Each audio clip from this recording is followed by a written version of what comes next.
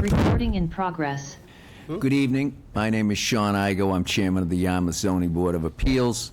We're now convening the August 27th, 2026 meeting of the Yarmouth Zoning Board of Appeals. This is a hybrid meeting, and we're being recorded. We're going to begin by establishing a quorum. Anthony? Aye, here. I don't know if I'm on. My video is up. We heard you. We can't see you. I'm a panelist yet. I don't know if I'm a panelist Yeah, yet. we There have go. you. Your video's not on. Barbara? Here. Okay. Aye, here. I'm here. Okay. And Yeah. Dick? Okay. And I'm here as well. Having established a quorum, we will now begin the meeting. The first matter on our agenda is petition number 5245, Angelo and Michelle Caputo of 81 Standish Way, West Yarmouth, Mass. It's in an R25 zoning district. The applicant seeks a special permit per section 401.1.2 to park a boat to the front of the building line of the lot. The applicant requests a waiver from the requirement for a certified site plot plan less than 2 years old. There was a violation notice dated February 22nd, 2024. Do we have the petitioners present? No, yes? Okay, well, then we're going to move on to number 2, and we'll come back and see if they show up later on. Okay? Are you the Caputos? You need to come up, yeah. You need to come up to the table, please.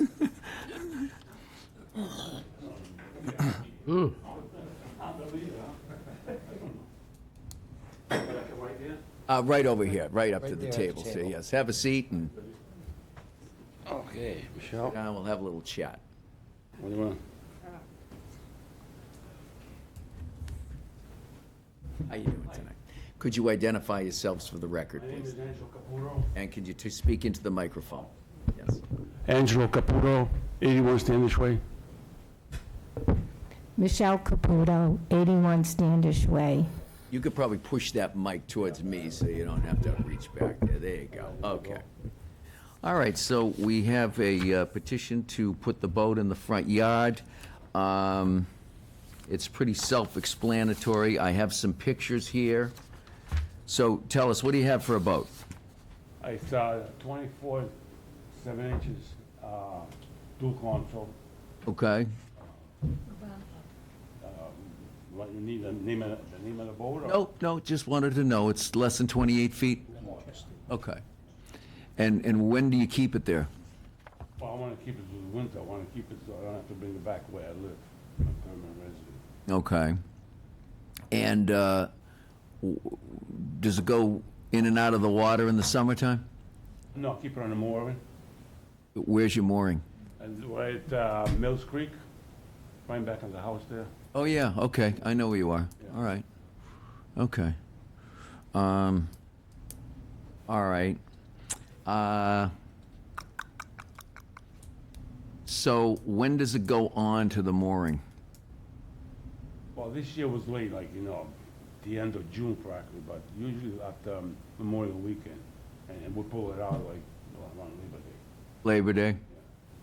Okay. Do you use the house in the off-season? We do. Okay.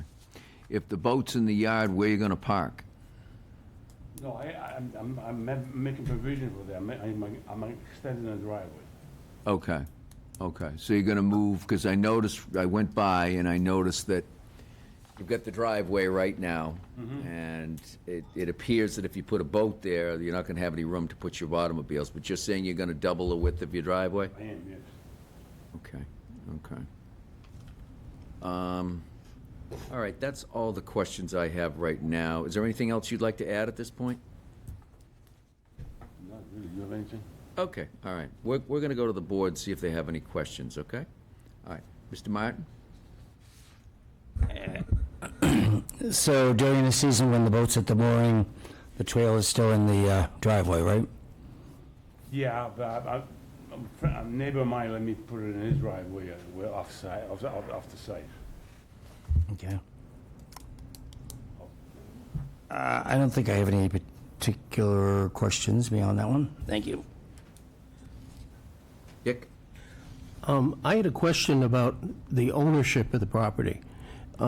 We have in the packet, a copy of a deed that you and Mrs. Caputo signed in 2022 to Nicole Merriman, the trustee of the Caputo Trust. The home is in the trust, yes. So is she here tonight? Or are you representing her? Well, yeah, I still own the house, you know. Or you don't own the house, the trust owns the house? Trust owns, right, I understand that part. But no, she's not here. I'm actually representing her because she is my daughter. Okay. So I didn't know, I would have brought her along. No problem with that, Mr. Chairman? Well, the only, I guess, do you have a beneficial interest in the house? In other We have a words, life estate. Oh, you have a life estate in the home? Yes, we do. I would say that they're okay. Yeah, that's fine. We're good. The lot is, without the benefit of a current plot plan, we don't know exactly, but according to the deed, the lot is only 90 by 60. Right, So that's less than 6,000 square feet. right. And how many bedrooms in the house? I have 2 upstairs, and one is not a bedroom downstairs, it's just like a study. But in a pinch, in the pinch, it's a bedroom. In a pinch, it's a bedroom, right? Yeah. Yeah. Put the air mattress on the ground, why not? Okay. It just seems like a lot of use on a very small lot in a very busy area, and I've got some concerns about that. And, you know, even, I just, you know, even today when I went by, there were 5 cars parked, 2 in the driveway and 3 on the street. And that's why I'm gonna extend the driveway. I'm gonna make a bigger driveway.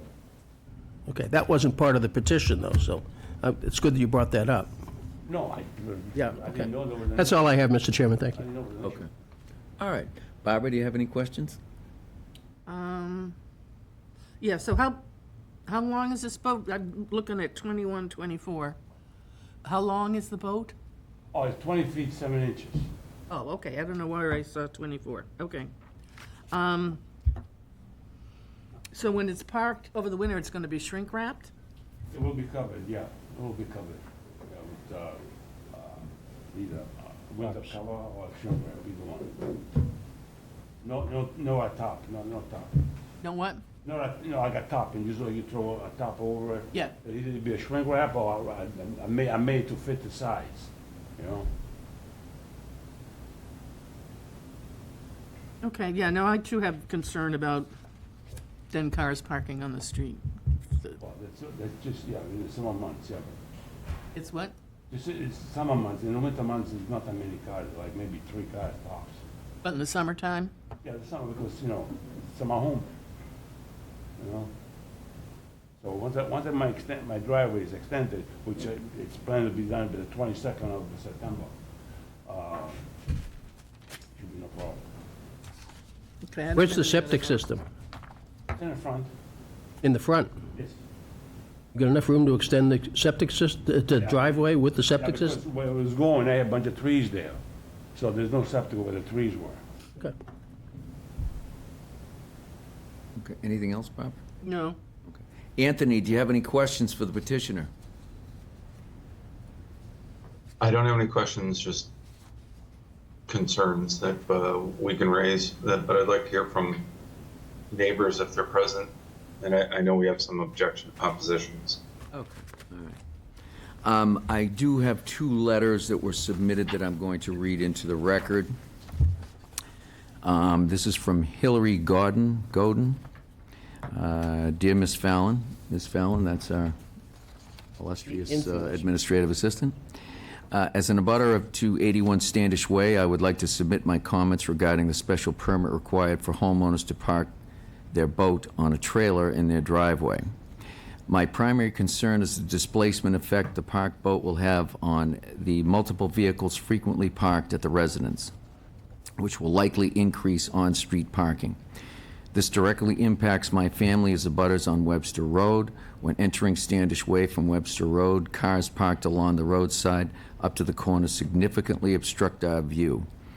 Whether we are driving, walking, or cycling, we must pull far into the intersection to see oncoming traffic. Sincerely, Hillary Godin, or Godin. The next letter is from Barbara Stenkraus, Barbara and Mark Stenkraus of 91 Standish Way. Steincross. Stencross? Steincross, I would think. Steincross, Yeah. okay. We live on the corner of Standish Way and Webster Road. Parking for our home is on Webster Road. This necessitates turning left onto Standish when we are leaving. 81 Standish Way does not have sufficient room to park the number of cars that are typically there, usually a minimum of 3, so one is always parked on the street. In these pictures, I guess they've submitted pictures, it shows 5 or 6 vehicles parked at the home. This is very common. If they are allowed to park their boat in their driveway, it would take away 2 parking spots, and this would mean there would always be 2 cars at minimum parked on the street, if not 3. It creates a very unsafe situation on Standish Way. In the present bylaw, parking a boat in the driveway cannot create a safety hazard. 81 Standish Way is unable to fulfill this requirement. Please do not allow the special permit. It is a violation of the new regulations. Note, due to a prior commitment, we are unable to attend this hearing. They did submit some pictures that appears to show your house with, that's your house right there. I come up and see. If you'd like, sure. Can you just come up and verify this is your house?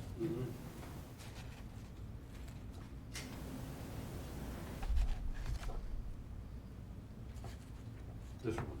Not Yep. This one. Yep. Yep. Mhm. Okay, so there's a number of cars Yeah. in the driveway and on the This is not my street. car. This is not our car. Okay, are those cars at your house? That's, yeah, this one.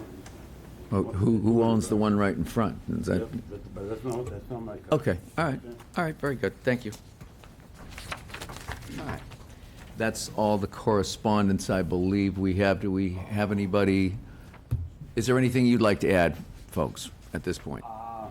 Although we're going to hear from public comment. Is there anyone in the audience that wishes to speak in favor of this petition, please come to the microphone. Seeing none. If there's anyone in the audience that wishes to speak in opposition to this petition, please come to the microphone. Seeing none. Do we have anybody with their hands raised? No, Mr. Chairman. We don't.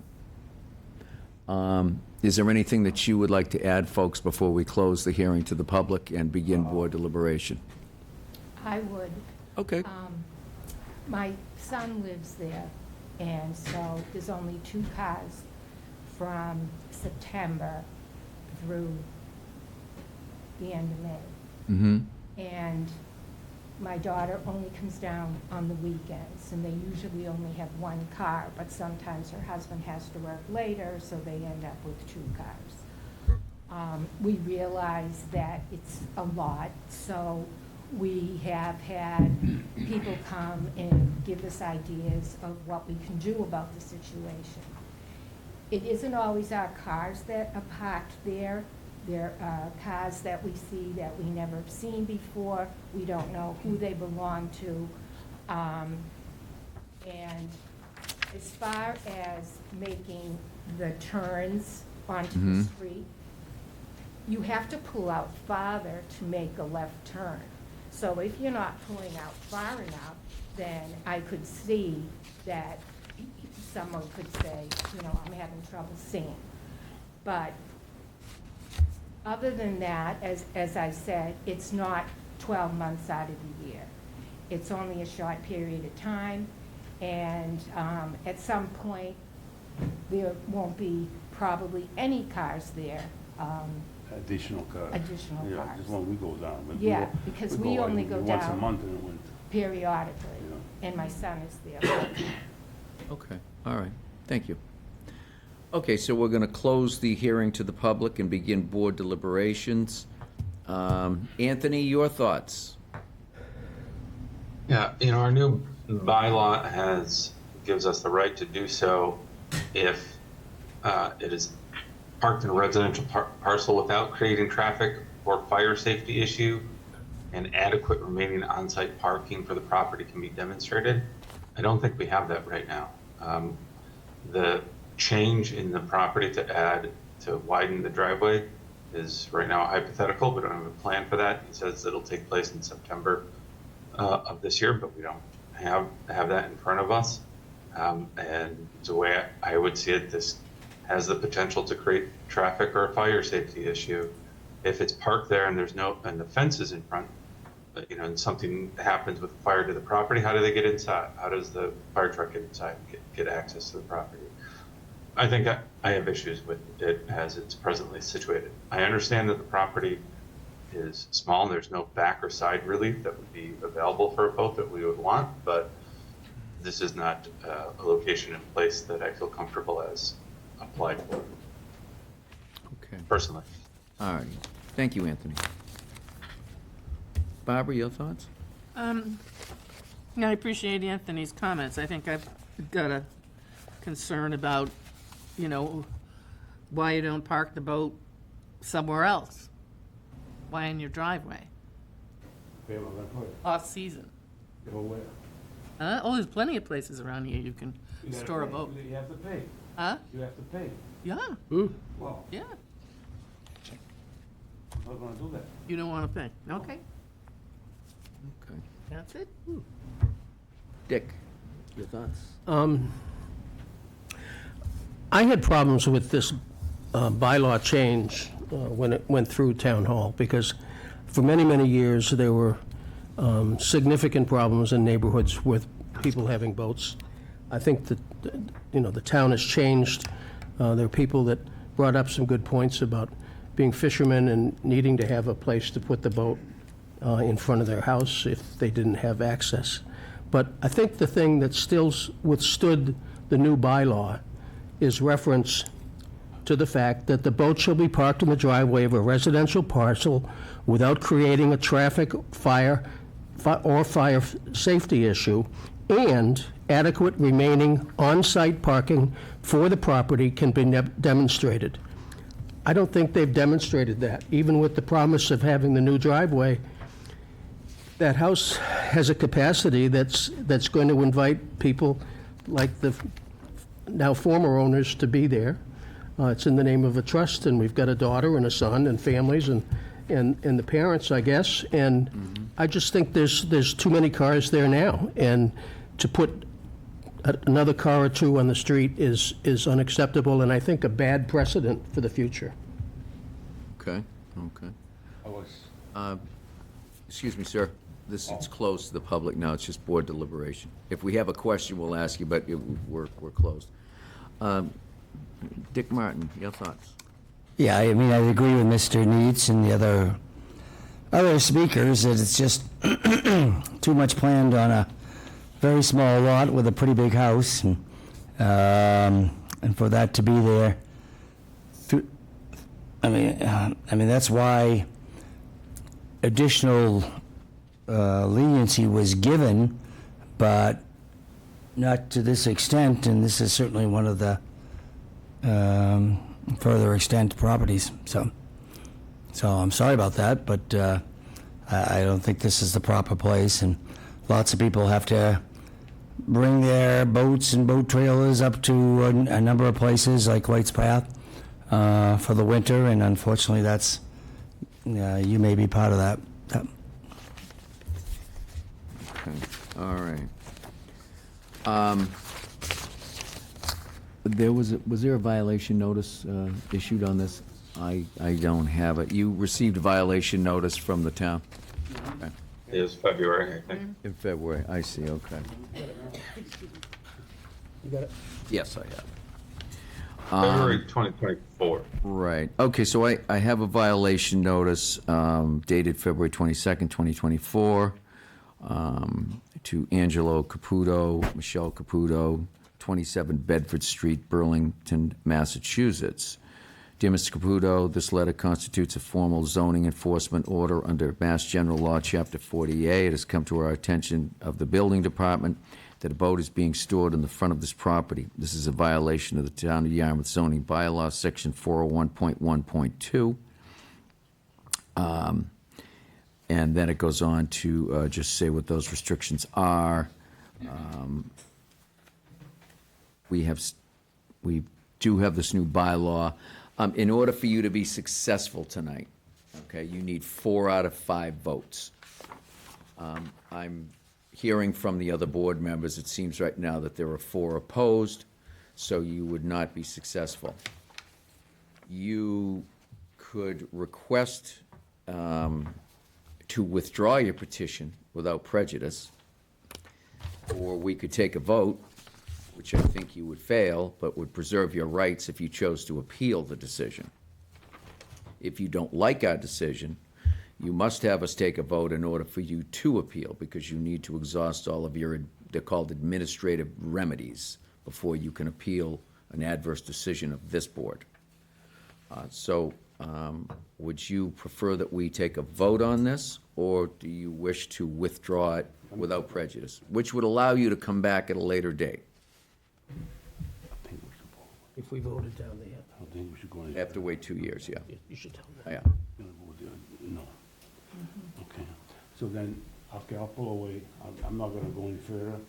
Okay, so you'd like to request to withdraw without prejudice? Right, prejudice. Okay. And then I can reapply once everything is done. You can reapply later on if you want. If we took a negative vote tonight, you'd be precluded for 2 years from coming back. So if you want to withdraw it without prejudice and maybe go back to the drawing board, that would allow you to come back. Now, once the driveway is extended, am I gonna be, I'm not, nobody in the street? I will, All right. I won't speak for the others, but I'm not sure that expanding the driveway would convince me that you'd meet the criteria of the bylaw. I think what you're dealing with here, and unfortunately, these are gonna be looked at on a case-by-case basis. Unfortunately, where you are, you've got a limited amount of space, you gotta put it in the front, although I see you got 9 feet from the house to the lot line. What's the beam on the boat? 8 feet? Yeah, something like that. I'm not. Is there any way you could remove that piece of fence and stick it over there? Believe me, I That's tried, what I I wasn't gonna do it. because, Couldn't fit with the trailer and everything too wide? no, Yeah. just can't- Okay. I don't know if you're, I don't know, maybe you talk to your neighbor and see if you could move the fence over another 2 feet and Yeah. I'll have to talk see to if he might do you a favor, then you could get it behind that corner anyway. Well, yeah. Just an option, just an option. Or I could put it as a fire, there's a fireplace there, that's 2 feet, so it gives me only 8 feet, then I have to go in. Well, I'm talking about No, the other side. the other side, on your driveway We side. don't go there. Okay, all right. Okay, well, we have a request by the petitioner to withdraw the petition without prejudice. Is anybody prepared to make a motion to allow that? So moved. Okay, motion made by Dick Martin. Do we have a second to the motion? I'll second. Seconded by Anthony. Do we have any discussion on the motion? Hearing none. All those in favor, we'll do a roll call, of allowing the petitioner to withdraw his petition without prejudice, please say aye. Anthony? Aye. Barbara? Aye. Dick? Aye. Dick? Aye. And I'm an aye as well. That's 5 in favor, none against. So your petition is withdrawn without prejudice, which means you can bring it back, but I think it may be difficult. I'm sorry, we can't help you tonight. Have a nice night. Add something. I know Mr. Martin brought up a issue, a concern about if there were, God forbid, were a fire. If we removed the fence, that would allow the firemen to get access quicker. That may be just one. I think the feeling of the board that it was just too tight a lot for what you were doing there, okay? So, I might check with the fire department anyway, though. but thank you very much. Yeah. Have a nice night, folks.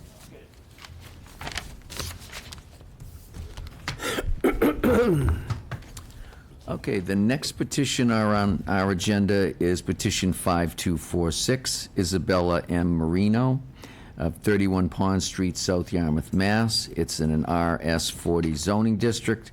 The applicant seeks a special permit per 104.3.2 subsection 2, 3, and 4 for an A12 use, multifamily, to relocate, increase height, and add 36 square feet to a dwelling, and to modify decision number 3824 to allow for year-round use of the 2 cottages on the property. Good evening. Good evening. Could you identify yourselves for the record, please? Sure. Mr. Chairman, members of the board, I'm Paul Tardif. I'm an attorney in Yarmouthport, and seated with me is Isabella Marino. She is the owner of the property at 31 Pond Street. And as you indicated, we are seeking different forms of relief here. One is the relocation of a dwelling, which is, if you have your plans up, but I can show you over here. It's this small cottage located near the northwest corner, I guess you will. I don't know which way north is. There's north of the property. We want to move that about 2 feet away from that property line. The reason we're doing that is that the structure is very old and sitting in the dirt. We'd like to get a foundation under that so we could preserve it a little bit. And by doing that, it's going to increase the height in the setback by about 8 to 12 inches total. So the first thing would be to move it. Second would be to increase the height by about 1 foot. The other thing we want to do is square it off in the back. So you can see this is the floor plan of the building, and I oriented it so that it's toward the street. And it's this back corner here. Right now, the wall comes out like this. We just want to fill that in, and there'll be a bulkhead underneath, obviously, to get into the basement, to storage and things like that. So those are the structural parts of this request.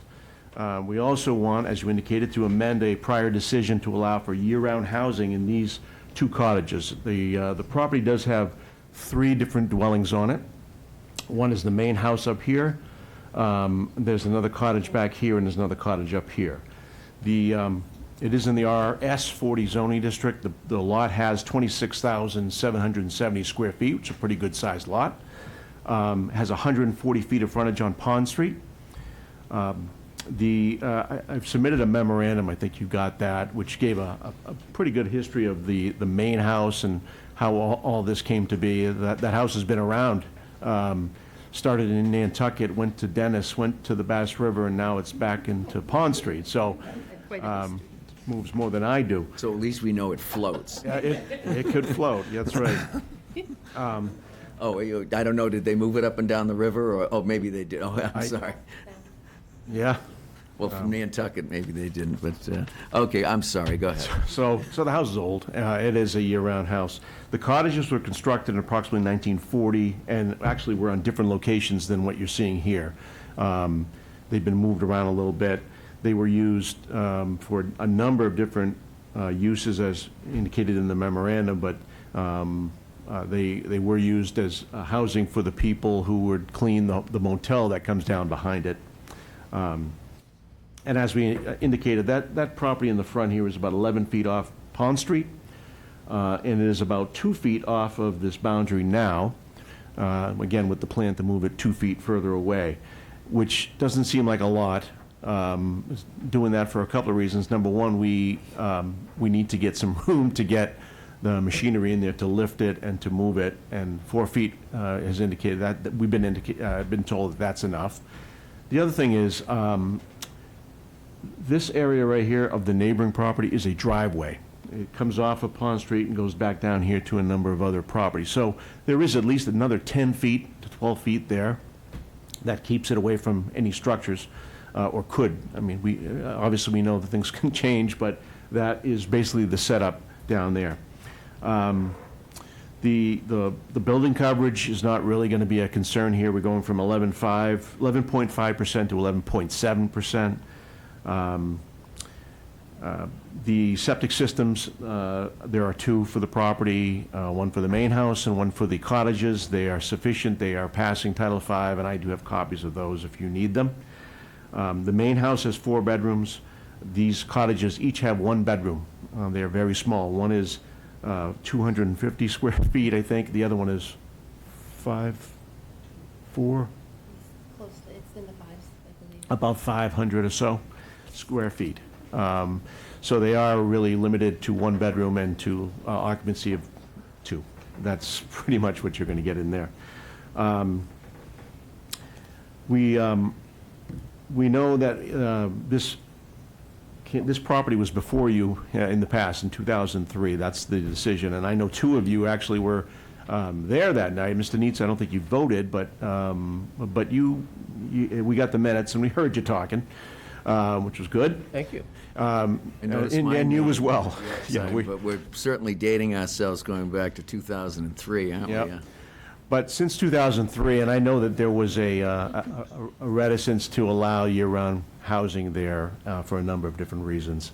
But since 2003, there's been a lot of changes in the zoning bylaw, a lot of changes in the status of housing on the Cape, and what the state or the Commonwealth has done since, which is, fairly new. So you have a lot of changes that have really looked at this and said, you know what, maybe those are very good housing opportunities for a young couple starting out. It's not going to be forever, but it's a good start.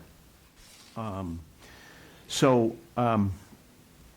think it's consistent with the town of Yarmouth's current approach. I think that's probably our biggest, is to go from, I think currently we are limited from November 1 to April 1. Can't be Is that what that- occupied. is that what Is it it says? reversed? It's occupied from April to November. Right. So we'd like to fill that. We've done some of, I know this board has issued some relief in the past. I know at least the former motel at the Bass River, we came before you for 16 seasonal units. We turned that into 16 year-round units. Why? Well, the occupancy was not going to increase, number one. Number two, we were looking for year-round use, which would fill those winter months when there's not a lot going on anyway. So there really wouldn't be any impact. The septic systems at that property were fine to handle the extra year-round. And we also checked the police reports, because we also care about being in a neighborhood, and will this impact? Well, I don't know if I've submitted them, but we ended up asking the Yarmouth Police Department for 10 years worth of any calls for service on this property. They came back with 5. One was a downed wire in the street. I'm trying to think what else. I think someone heard the sprinklers going off, thought it was a burglar, so they called.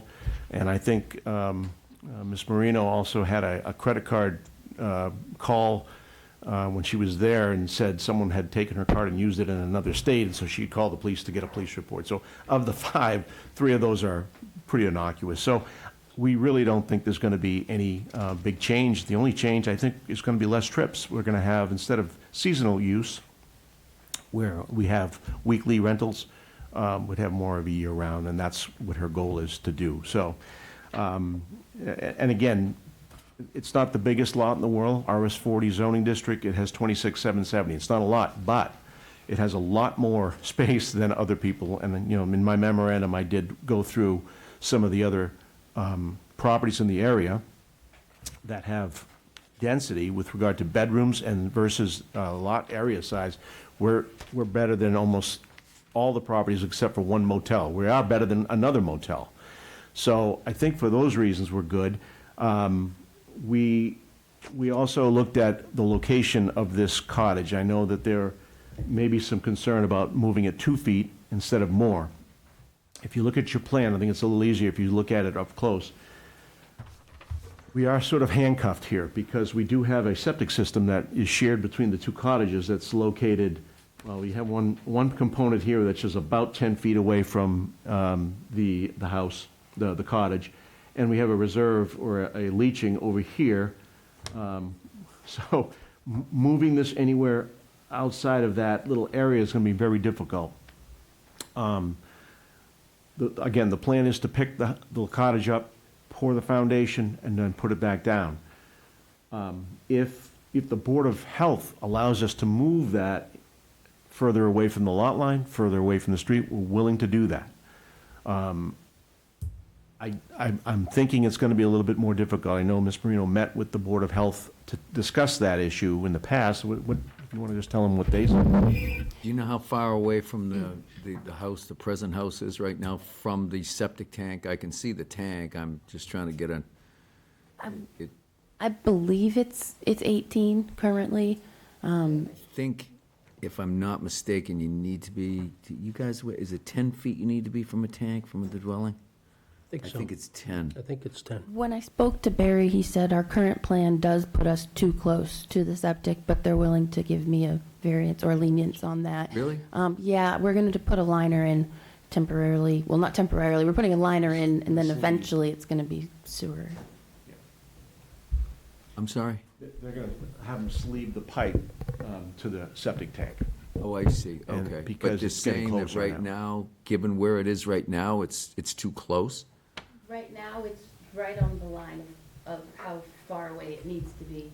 With the 2 feet, we'll be too close, we'll need a lenience from them, which he said they had no problem with that. Any Okay. closer, we're a Probably. little too close. Well, I think what you'd need is you'd need a variance from them. He stated, They said she was led to believe that she could get that 2-foot he variance. said yes, Moving it back 2 feet or moving it in 2 feet? in 2 feet. In. They'll allow a variance for me to go the 2 feet that we're asking for, 2 feet closer to the septic system. yes. But any closer than that might be pushing it. I'd like to, I could be mistaken. I think you got more room in there. So you're talking about the leaching field or the tank? Tank. Well, Do the we have a tank, you're septic not plan? moving towards the tank at all, are you?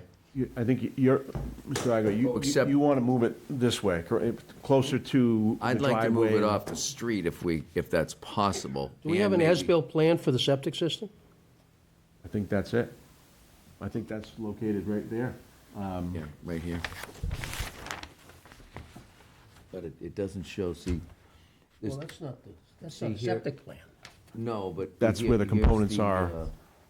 In relation to the Right structures, here, yeah. though, you see this, they've got 18.2 to the leaching field. When was the system put in, do you know? Was it there when you bought it? Was it before the requirement for the engineered plan? There's no engineered plan on file for the septic system. Oh, with the Board of Health, you mean? I know that, is it BSC, I think, placed that for this plan for that reason, because they were going to the Board of Health to talk about this issue. He spoke to the Board of Health and they were. The BSC spoke to the Board of Health and he spoke with Barry, and the two of them were the ones who said 2 feet is the magic number here. That's what we're all comfortable with. That's what makes the most sense based off of what is already there and future plans. Okay. And one other thing, Mr. Chairman, too, is that there's a driveway that comes in that services that cottage and also the rear cottage.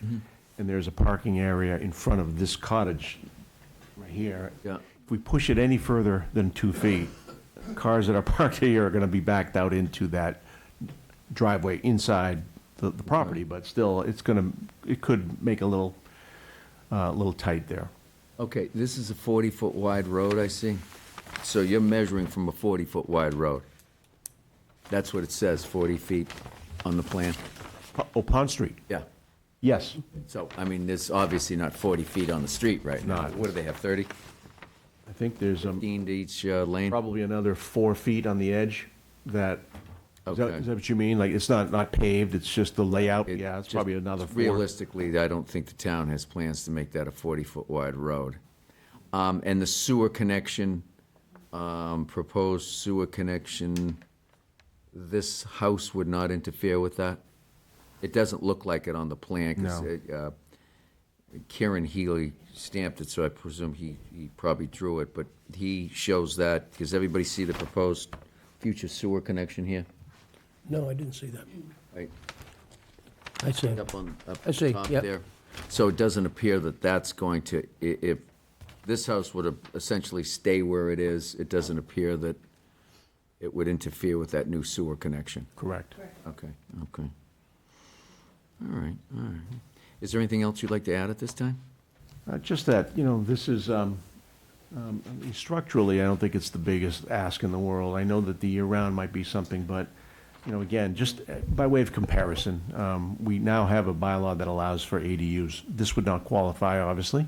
can only have one.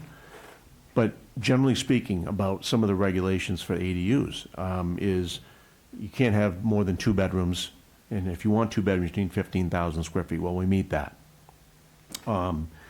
It can be in a detached accessory building. We meet the height regulations. These are not big at all, and they look like self-contained units, which is what the ADU, and again, there's 2, I understand that, but the lot coverage requirements, we meet those by a lot. The total square footage between these 2 cottages would be 736 square feet, which is, and the main house is 2235, so we would meet either half or, half the square footage of main house and less than 900 square feet, which is the max. So I know it's not the same, but there's a little bit of history on this property. We think that is probably a very good use of these cottages at this point. It's not overly taxing on the property. I understand that there's condos up and down this property, up and down the street. There's commercial behind us with the motel. Across the street is the old boat yard works, and then beyond that is another hotel. There are a number of properties, even next door, that have multiple units there, and those are outlined in my memo. I'm not going to repeat those, but I just think that this is historic. I think it's been used a certain way. I think extending it out a little bit and letting the owner fix these up just to the point where they're not going to decay into the ground is probably a very good idea and a very good thing that this board could do for her. So we hope you can see clear to issuing a special permit and to modify the prior decision as well. Okay. Thank you. All right. Before I turn it over to other board members, I'm just going to kind of weigh in a little bit here. And I sat on that petition a long time ago, and you're right, that was a different time. We looked at things a little bit different in terms of the use, the seasonal use. Now we have such a demand for year-round units and housing in general. I think, at least from my perspective, I would look at this a little bit different. I don't necessarily have a problem with the year-round use. I think the problem that I had was not getting it further off the lot line and not getting it further off the street, which we always try to do. Right. If we can make it more conforming, which you are making it more conforming because you are moving it off the lot line. But trying to make it as conforming as possible. I did hear your presentation. I understand the limits, okay, that you're dealing with here. So I'm not really sure that it is really possible or feasible for you to move the building more than what you're proposing. But in terms, and I'll turn this over to the other board members, in terms of the year-round use, I personally don't have a problem with that, but we'll let the others weigh in on that. Understood. Thank you. Mr. Martin, do you have some questions or comments for the petitioner? Not really. I think it's, other than the year-round usage, which you just explained good reasons for that to be the case. And it's a pretty big lot overall. And, we're moving cottage number, whatever it is, a couple feet further away from the lot line, so at least it's becoming a little more conforming. So I don't think I have any questions and not too many more comments. Mr. Neitz? Well, thank Mr. Tarter for reminding me how old I am. But you're getting up there, too. Yeah, I mean, I was with you back then. So. I don't know why I must have been an extra that night or something that I wasn't voting. You chimed in. I remember that was like yesterday. Yeah, you chimed in. You had a lot to add to that. Good. But I did see that I asked him what the plan for the use of the cottages was, and he said at that time, in 2002 or 3, that he would like to use them year-round. So Mr. Ward may get his wish. I think it seems to make sense. There is a crying need for small year-round housing units in the town, and I think that in and of itself And if we combine those two units into one, they would still be less than the potential for one ADU of 900 square feet. So I think that we're probably, I think the project is probably beneficial for the owner, but I think it's significantly beneficial for adding a couple of year-round housing units too. Great. Okay, thank you. Barbara, questions, comments? No, not at this time, no. I don't have anything more to add. Anthony, questions, comments? No, I'm good. Okay. Anything else you'd like to add? Just one thing. Okay. You know, we talk about the housing on the Cape and, you know, the young people leaving. We have a young person who has invested a significant amount into this property. How? I don't know. I know my kids probably won't, my daughters probably won't be able to do it, but she has done it. I don't even think you're 30 years old yet, DY grad. And this is going to help her pay her bills, still work here, stay here, and live here. So Okay, it's big. thank you for that comment. Do we have any correspondence here? Let me just check. No, no correspondence? I didn't see any, I didn't think. No. Is there anyone in the audience that wishes to speak in favor of this petition? If so, please come to the microphone.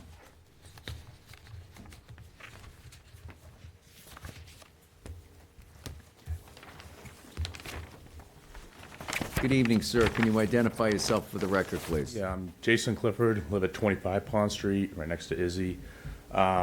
She grew up there, rented her parents and everything. She has now bought it. She's been doing a ton of work. I think it is a great idea to make it for more year-round kids, you know, to try and get out on their own. I have a 19-year-old, and he's like, Dad, I can't leave because I can't afford it. I think this would be a perfect opportunity for kids. As far as lifting it, putting a foundation on it, I think is a great idea to get the house out of the mud, get all the plumbing and everything to where it's safe, where it's not going to freeze and worry about in the wintertime. I think it's a great idea. So that's about it. Well, thank you very much for your comments. All right, Appreciate you're it. welcome. Anyone else wish to speak in favor of this petition? Seeing none. Does anyone wish to speak in opposition to this petition? If so, please come to the microphone. Seeing none. Do we have anyone with their hands raised? No, Mr. Chairman. All right. Attorney Tardif, is there anything else you'd like to add? Thank you. I think we're going to close the petition to the public, open it up for board deliberation. Does anyone have any comments, or is anybody prepared to make a motion? I'd be prepared to make a motion that we approve the application as submitted. I think it meets the criteria and the merits, and I like what they're trying to do, and it's helpful for the town and helpful for the applicant, and it's a reasonable request, in my opinion. Okay, we have a motion made by Anthony to approve the petition as requested. Second. We have a second by Mr. Neitz. Do we have any further discussion on that? I would echo Anthony's comments that I do believe it meets the criteria of the bylaw. I don't think there'll be any undue hazard, nuisance, or congestion. I think what they're doing is just improving the property. I think there's a very high demand. I think it's the purpose and intent of the bylaw also for us to create housing where we can, and we certainly want to keep as many people in the town, young people, and people that can afford that as well. So again, I'm in support of it. Hearing no further discussion, we're going to take a roll call. Mr. Martin? Aye. Mr. Neitz? Aye. Barbara? Aye. Anthony? Aye. And I'm an aye as well. That's 5 in favor, none against. Mr. Tardif is aware of the 20-day appeal period once the decision is clocked with the town clerk. Attorney Tardif, could I expect a draft decision from you? Well, Okay, then we are good, and thank you very much, and good luck with your project. appreciate it. Thank you. All right.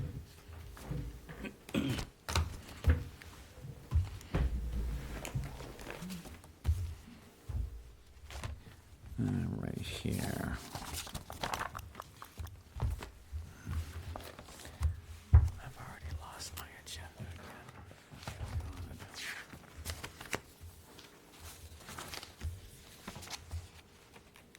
One second, folks. Oh, there you are. It's amazing. All right, the next matter on our agenda is petition 5247, Isaac Campos doing business as Visual Signs from 140 Cranberry Lane, South Yarmouth, Mass. It's in an R40 zoning district. The applicant seeks a variance from table 202.5 for K3 use. That's commercial art to allow vinyl wrapping of vehicles in a residential zone. The applicant requests a waiver from the requirement for a certified site plot plan less than 2 years old. There is a violation notice dated November 19th, 2024. Good evening, gentlemen. Good evening. Could you identify yourselves for the record, please? I'm Israel Campos. Okay. Robinson's son. Okay. You can speak than me. Okay, that's fine. And you are, sir? I'm Isaac. Isaac. Campos. I'm his brother. I'm his son. Okay, very good. All right, who would like to present? I've got a package here for you. I don't know if I can just. Sure, we'll take it up here. Sure. Yep, okay. All right, thank you. All right. Let me take a But look. basically, our request is for relief based on the new conditions of the business. We did get a complaint. Oh, so sorry. So our request is for relief on the new conditions of the business. That's not being conducted on that residence anymore. We did get a complaint about 2 years ago, and since then we've done tons of changes to the business, in which one of them was to get a commercial place at 11 North Main Street in South Yarmouth, and our request is to a relief by the bylaw, in compliance with the bylaw, that we could use the garage only for a small purpose of the business, which is to apply vinyl and lettering to some of the vehicles. Okay, and you want to conduct this business at 140 Cranberry No, Lane? we don't. Oh, well, the business is conducted at 11 North Main Street, but part of it in our house, so technically, sure. Where's 11 North Main Street? I don't know where 11, is it out back? No. It's right there. It's right down here in. I know where North Main Street is, my office is there, at number 34, but I can't picture where number 11 is. There's a storefront on the first page right there. Oh, they're there. Oh, okay. Yeah, okay, so you're, Longley Building. you see it right here, Barbara, right? When you pull up to the lights at South Yarmouth, if you're coming from, say, Great Western Road, it would be on your right as you're sitting there. When I was a little kid, that used to be a donut shop. Oh, yeah? Really? I didn't know Yeah. that. You were old. Yeah, I know, I'd go way back on that one. Those are good donuts. It got turned to a sign shop, I believe. I think. Yeah. After that. Okay. All right, so this is your business address? Yes. Where are you wrapping the cars? At the garage. At 140 Yes. Cranberry Lane? Yes. I see, okay. Sometimes. So wrapping the vehicles is part of the business. It's not all we do. We build signs. We do shirts, business cards, tons of things. But part of it is also applying vinyl and lettering into vehicles, in which we have a really good sized garage that doesn't get used for anything, really. And we would like to use that space to part of the business. Okay, so you do shirts, Business cards, business cards, signs. signs. Where is all of that produced? That's produced on that office. This building right here? Yes. And if you flip through some pages, you'll see all the machines, everything there. Okay, It's a pretty big space, so pretty much everything is made over there. And actually, some of the vinyl applications, due to the size of the cars, trucks, is also done over there. But due to weather and things like that, the garage is it's just a lot more comfortable to work because of heating, cooling, and stuff like that. Everything is done indoor, nothing outdoor. Yes. and how many cars would you do on a yearly basis? Yearly basis. We can make the math, but it's usually around 2 to 3 cars a week. It really, 3 cars a it week? really Yeah. depends on the size of the application. If it's a full wrap, then one wrap could take 3 days.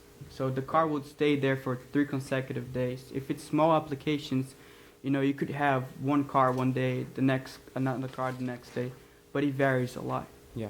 Okay, okay. And there's never, and a change that we've also made as well from 2024 to now is we are no longer keeping vehicles at 140 Cranberry Lane. We are keeping all the vehicles at the office. There's no vehicles at our parking spots all the way in the back, nothing. It's just my vehicle that I use, personal, and then the vehicle that stays inside the garage that is worked on. Okay. And then as soon as that's done, we bring it to the office, and the customer picks it up there. They drop it off at the office and also pick up at the office.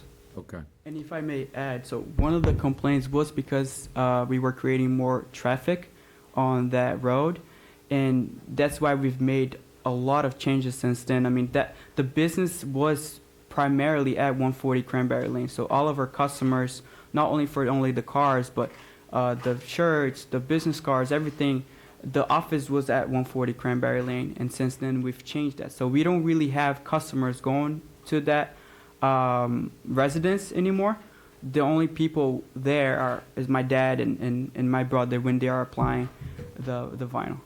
And so, if I want to have my car wrapped, would I go to North Main Street? Yep. Yes. Do all the business in that building? Yes.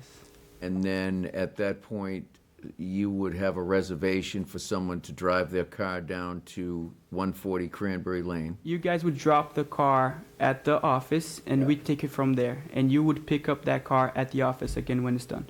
Okay. And all of the wrapping is done inside the garage? Inside the garage. Are there There's- any materials or anything stored on the property? No. Everything is stored on the office. We bring whatever is needed to apply the materials on the car. Okay. And do you use any hazardous materials? We know no. Glues? No. Glue? How do you wrap a car? I'm just curious. What do you use? We how is mostly it- use water. Yeah. I'm the one between these three. Us three is me and him are the main people who actually do the wraps. Anyway, we use a squeegee, right? And we have the material that's on the vehicle. So we have the vinyl, and we peel the vinyl, the backing paper, and then we use a squeegee to squeegee the wrinkles out. actual vinyl on the vehicle. Okay. So it's an adhesive that you just put on, you undo it, Yeah, the to the vinyl itself vehicle. already has the you heat it adhesive out, on any it. bubbles or anything like that. Okay. Okay. Oh, and sometimes, obviously, of course, we use just water and soap to clean the surfaces, grime and stuff like that, because we do have to do that. We also actually, and sometimes we also wash vehicles not at the residence, but outside of the residence at a car wash. The one here, right there, here in Yarmouth. We wash it there, then we bring it to the garage, and then finish with towels and soapy water and stuff like that to clean the surfaces. Okay. And do I have any other questions? I have no further questions at this time. I'm going to go to board members right now and see if they have any questions. Okay. Anthony, do you have any questions for the petitioner? I know the business. I haven't utilized them, but just I know the business. I know the space, what they do. No questions? Nope. Okay. Barbara, do you have questions? On any given day, how many cars would be parked in your driveway? So driveway is just his car, and because he lives at the residence, right? So his car, the driveway, and then There's this parking space in the back. yeah. If that's what you're referring to. Oh, the space in the back. No, in the front. Oh, in the front, just his car and also his girlfriend's car. And also, there's an apartment upstairs as well. There's an apartment. There's Oh, okay, so over the garage there is an apartment? well, Okay. So they have a not car. over the garage itself. It's, garage is actually kind of like a little bit separated, basically. Actually, So whoever's renting that space has got a vehicle. yeah, they have 2 vehicles, and then you yourself have 2 vans, and then he has just 2 vans that's parked there as well. I don't know, Not on the what, driveway. Not on the driveway. what was the question again? If, how many cars are parked Yeah, on the I'm just house? trying to figure out on any given day, how many cars might be in the Um, driveway. So, I have a car, and I also own 2 vans. My girlfriend has a car, and the people that rents the in-law apartment, they also have 2 cars. Okay. So, I the think, parking I think the space- question might, sorry, I think the question might have been not just what's parked there, but how many wraps do you do at the location in a day or a week, something like that? So that can vary, but it's usually 1 car each time. So if we're doing 3 wraps on 1 week, it's gonna be 3 cars in 1 week. That could be 1 car one day, the next 2 days another car parked on the back there, in order for us to work on. So there's never more than our personal cars and the vehicle that's being worked on. And that's inside usually. That's inside. So you're not going to be working on the cars outside? No. No. I don't think you can. You can't get any dust. Nem isso, por acaso que a gente limpa dentro. You can't get any dust or anything up on the finish, or if when you apply that, it'd be underneath it, I would think. Anything else, Barbara? No. Okay. Dick, do you have any questions? Yeah, I do. Okay. And Who owns the house? You own the house. And do you live there too? No, okay. Okay, we live like 6 minutes away. okay. There's a 2-car garage in the front of the house. Is that all garage too? No, that's a personal indoor space. It's finished. It's a Finished indoor space. So those 2 garage doors facing the street, Fake garage doors. those are fake garage doors? Yes. Okay. So there's not the 2-car garage and the other garage? No. What was the purpose of the garage when it was built? We were not sure. We weren't there when it was built. Okay, We bought the house that way. okay. But it's a big garage, it's a high garage. Yeah. Yeah. Very high garage. I don't know if maybe they kept the boats or we don't know. We've never met the old owners of the Okay. property. Okay. So the garage wasn't built for a business use when it was built?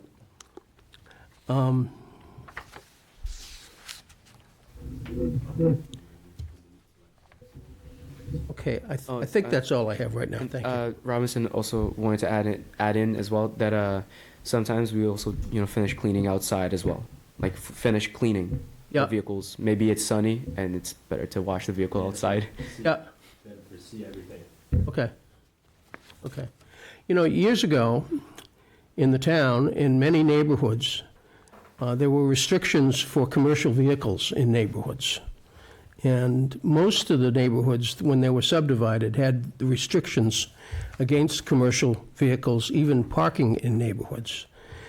And there's still a lot of people in town that regret that those restrictions, in most cases, have expired. And there's been a big change in the number of commercial vehicles in residential neighborhoods. And not everybody likes it. And, I don't know whether there's any sentiment of that here tonight, but I'm fully aware of it. And I don't want you to be offended by it because it's a significant change from the way things have been for hundreds of years. So I think that's just kind of a preface maybe to things to come, but go ahead, Mr. Chairman. Well, that's because we're Yarmouth. That's because of our conservatism and us being Puritans, going way back, so we... Well, you're a lot older than I am, so you would know. Mr. Martin, do you have any questions? I have no questions, actually. Okay. Any comments? Nope. Questions that I might have asked have been asked and answered, and I think especially with the work being done inside a garage in the back of the house. I don't think it's obnoxious to the neighborhood at all. Okay, all right. May I add something? Okay. So, yeah.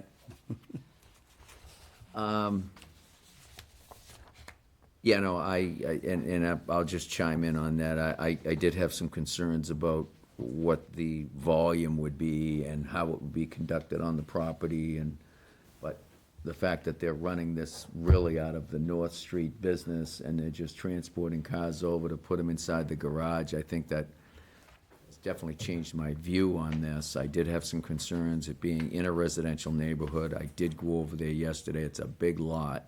You got plenty of room over there. But I think I would tend to agree with Mr. Martin that I really don't have a problem with that, just bring it into the garage if all they're gonna do is wrap a vehicle. I suppose if we were inclined to grant the relief, we could ask for a one-year review if there was any concerns, just to make sure that everything was running okay, and it was as represented tonight, because we certainly always want to maintain and protect the residential districts and those people who live in there, you know. See what kind of response we get from the public, too. Yeah, and we will, I'm just gonna qualify that I haven't heard from anyone else yet, but I'm just kind to speaking out loud a little bit. Why don't we do that? Is there anyone who wishes to speak in favor of this petition? If so, please come to the microphone. Seeing none. Is there anyone that wishes to speak in opposition to this? Yes. Okay, we got a few hands raised. Who wants to go for, oh, well, look at everybody's just jumping to get up there. Well, ladies before gentlemen, ma'am, would you like to come up and speak? Yes, thank you. Okay. And if you would be so kind as to identify yourself and your address, please. My name is Mary O'Neill, Okay? and I live at 118 Cranberry, So you would be kind of next to them, to the left or to the right? couple doors down. Couple doors down, okay. Tell us your thoughts. Okay, I'm not happy that there is a business being run in a residential neighborhood. And it doesn't matter that they're doing it in the garage, which, by the way, is not on the back, it's on the side. That garage faces the side. When the garage door's open, you can see everything. It has definitely attributed to more traffic. I don't care what he says about doing it elsewhere.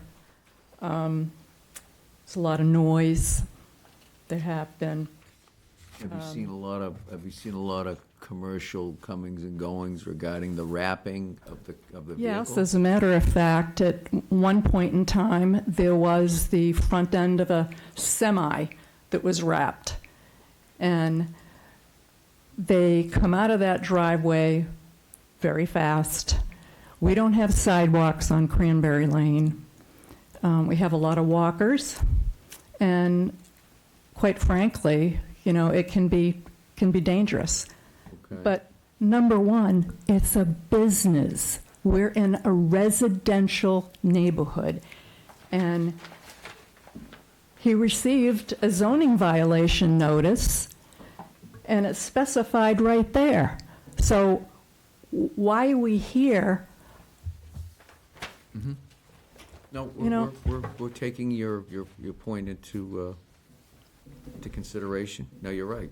No, you are correct. They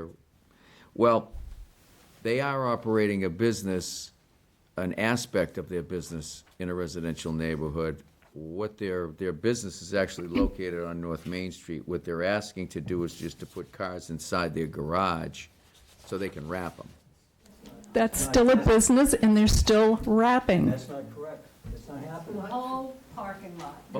Well, we'll let you speak. That's not correct. Okay, hold on. No, you'll get your chance to speak. And All right, okay. I have another issue. This gentleman, Anthony, Yeah, can you hear us? yeah. He Yes. said he uses them. He should recuse himself if he knew that these folks were asking for a variance. Okay. He admitted it. Sorry, Sorry, Ms. O'Neill, that's not what I said. I said I'm familiar with the company. I've never once spoken with them or used them in any way, shape, or form. Really, that's not the way I interpreted it. Okay, ma'am, is there anything else you'd like to add? That's it for me right now. I'll let somebody else speak. Thank you very much. Thank you for your words, okay. Anyone else? Please come to the microphone.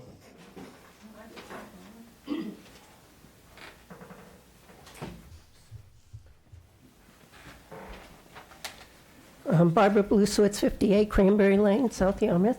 Okay. And I have major concerns. I just found out about this. I am the partner of the owner, plan to be married next year, but I've been there for 7 years, and the traffic has changed dramatically. Dramatically. This one was even flying down the road the other day. You know, it's a community where our houses aren't nestled together. We all have big lots. That house was built, and it was built for boats. It wasn't built to be commercial. If they can be allowed to be commercial, what's going to happen? Somebody else wants to, you know, put up a dog pound. Mm-hmm. Or as I said to a friend today, a senior brothel. I mean, seriously. It changes the milieu of the whole neighborhood. We've been there for 35 years. Most of our neighbors have been there for 35 to 40 years. Children were raised there. Grandchildren are now coming to visit. It is dangerous to walk down that street now. Lighting is horrible, and there's no sidewalks. And the other thing I understand is that we have zoning laws that, and in the Massachusetts statute, that if you can't develop a business in a residential community, and the owner of that property needs to reside in that property. In this situation, he does not. So there's lots of questions. This is nothing to easily be grandfathered into. I'm concerned, we live, you know, we've got the ponds near us, whatever.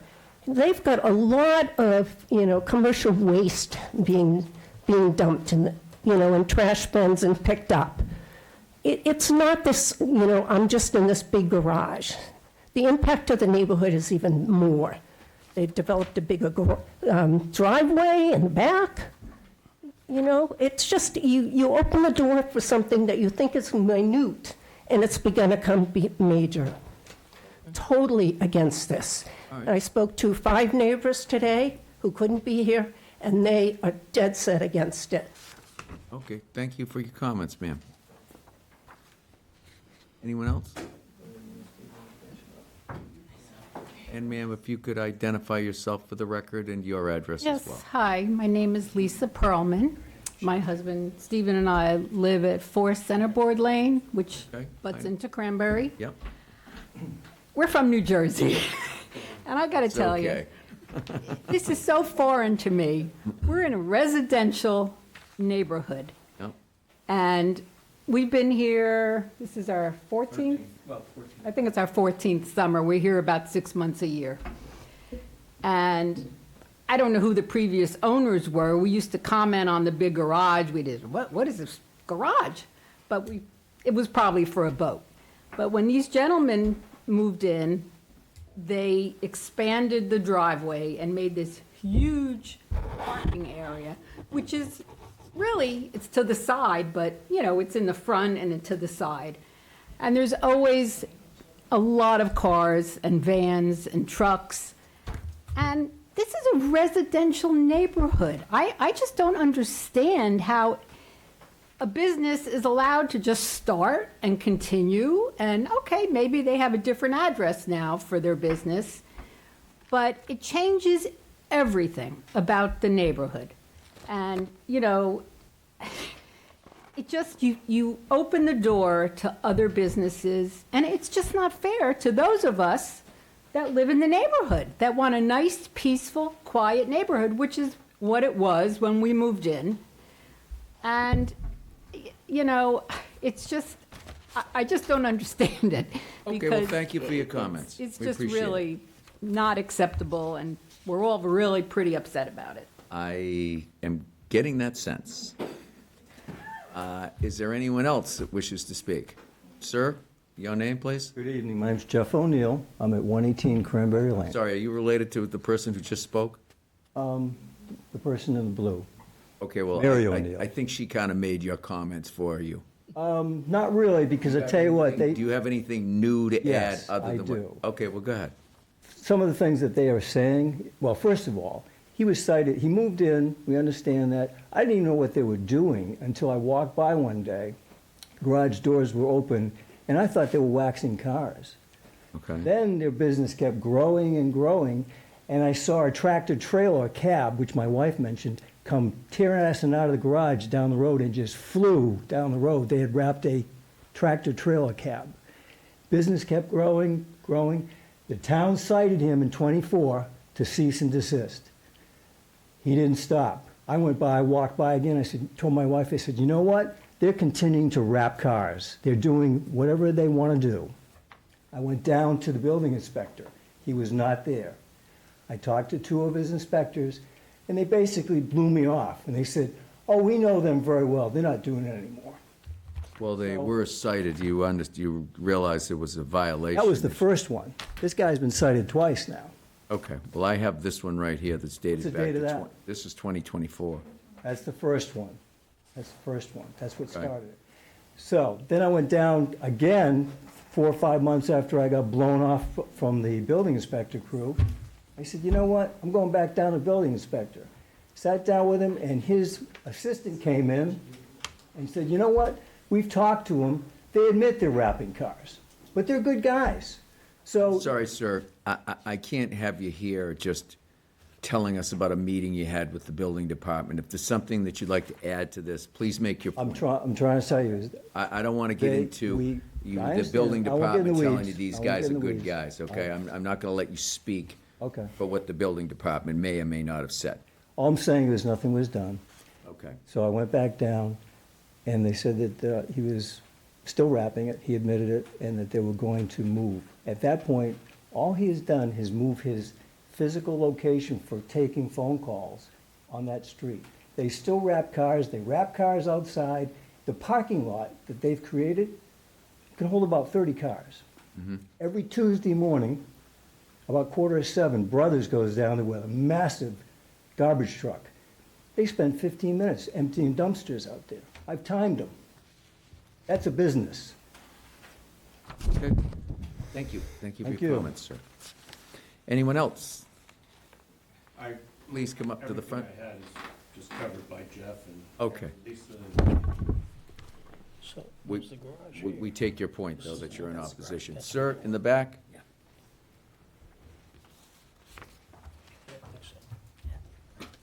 Good evening, I'm Troy Walls, live at 87 Cranberry Lane.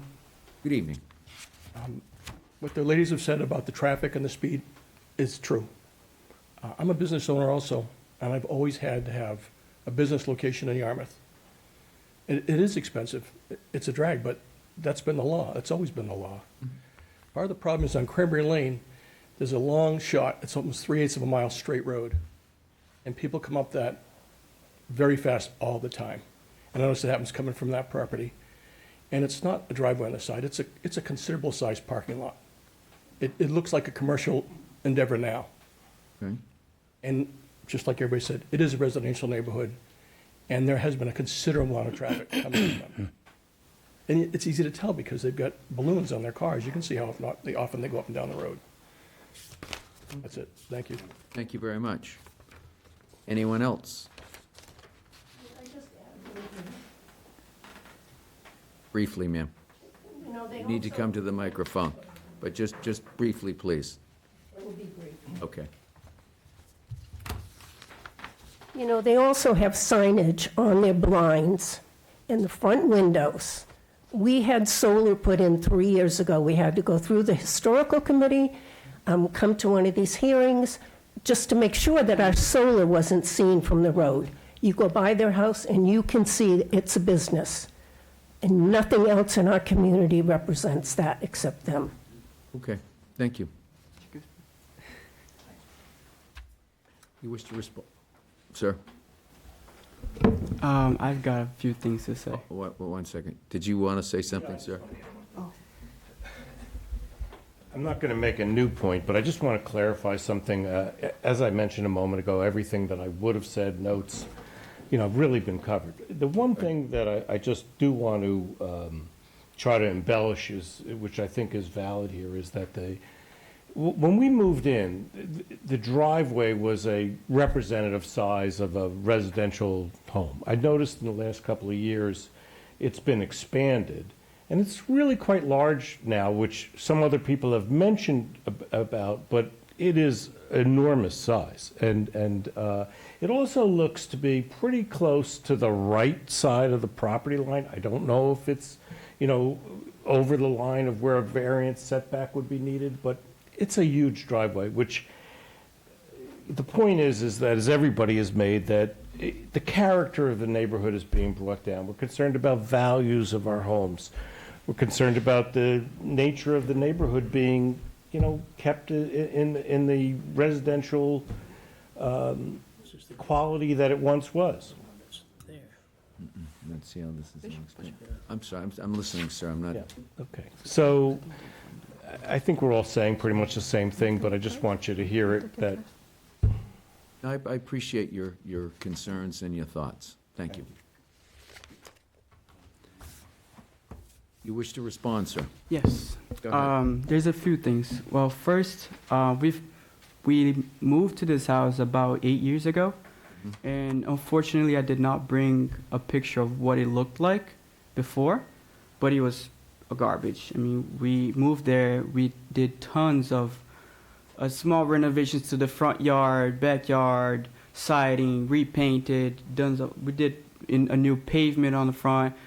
And yes, we did expand our parking space quite a lot because that is within our lots. We did do surveys before we did anything, and we are actually about 4 feet or more.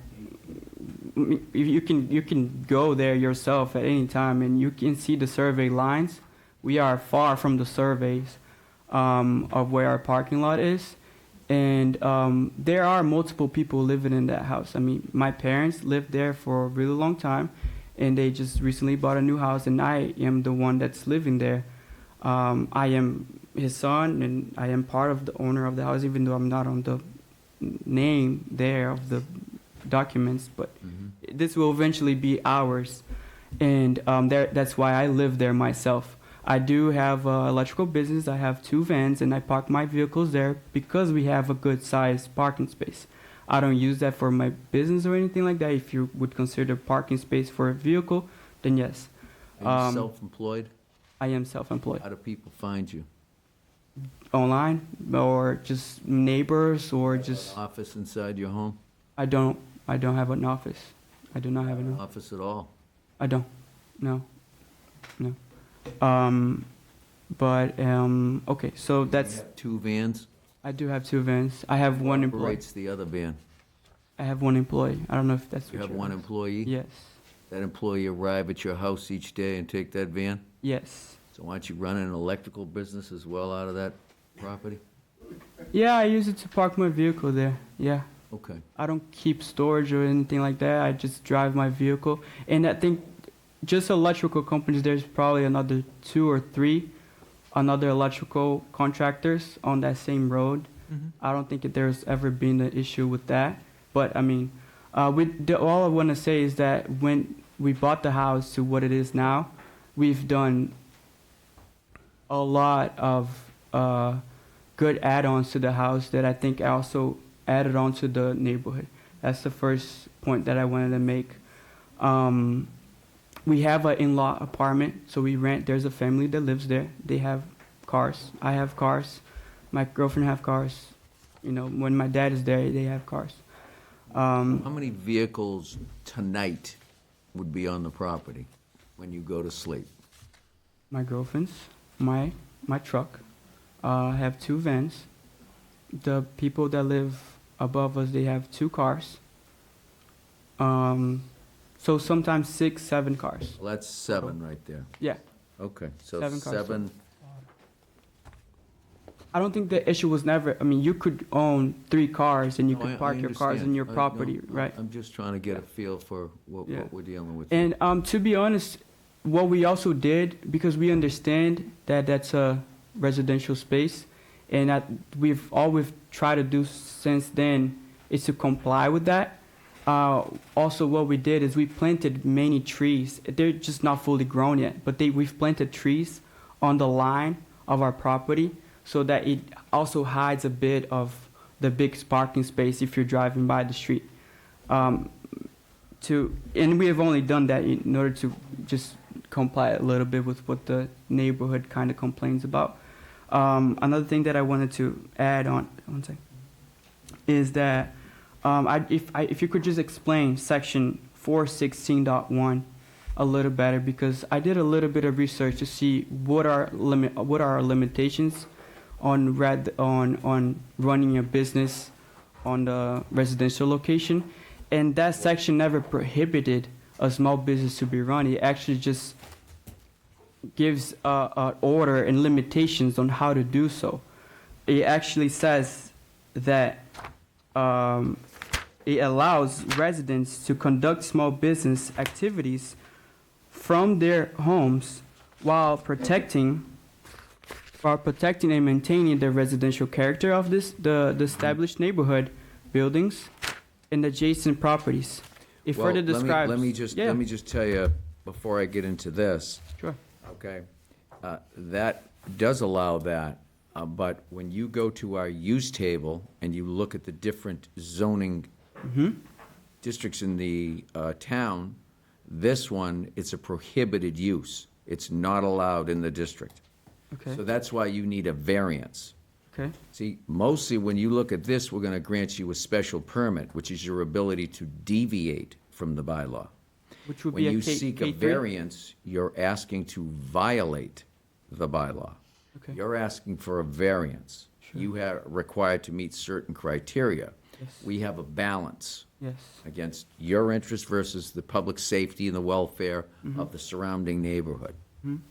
So we have to look at that. I understand They that. actually just changed the variance criteria. We're dealing with a new one now. There was an old one, but I won't get into that. Which would be like the K3 relief and stuff like that. Well, the relief that you're looking for, yes, is the a K3. prohibited use Got in this zoning district. Understood. So you're technically asking to violate the zoning bylaw. I understand. As long as we meet all the criteria. Really, what we're looking at here doesn't apply to you.